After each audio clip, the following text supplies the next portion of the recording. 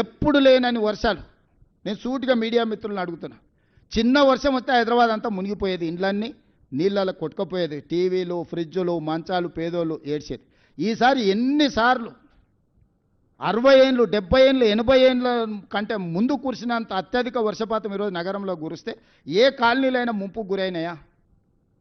ఏ రోడ్లైనా జలమయమైనవా? వాటన్నిటినీ హైడ్రాని పెట్టి ఒకప్పుడు చంద్రబాబు నాయుడు గారు వాటర్ హార్వెస్ట్ పిట్స్ అని తీసుకొస్తే, నేను ఇప్పుడు వాటర్ హార్వెస్టింగ్ వెల్స్ అని 10 లక్షలు 20 లక్షల లీటర్ల నీళ్లను రోడ్ల మధ్యలోనే పెద్ద పెద్ద బావులు తయారు చేసి భూమిలో నీళ్లు ఇంకిపోయేటట్టు చేసి రోడ్ల మీదకి వచ్చే నీళ్లను భూమిలో పెద్ద బావులు తవ్వి దాంట్లలో నిల్వ చేసి భూమి గుంజుకునేటట్టు చేసిన ఇవాళ నేను.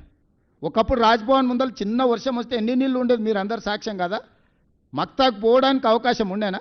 ఈనాడు ఆఫీస్ దగ్గర కేసీపీ గెస్ట్ హౌస్ దగ్గర ఎన్ని నీళ్ళు ఉండేటివి? సచివాలయం ముందర ఎన్ని నీళ్ళు ఉండేది? వీళ్ళు కొత్త కట్టిన సచివాలయం కూడా రాగానే నీళ్ళలో మునిగిపోలే. ఇవాళ ఎక్కడైనా ఇంత పెద్ద వర్షం వస్తే ఎక్కడైనా నీళ్లు నించున్నాయా?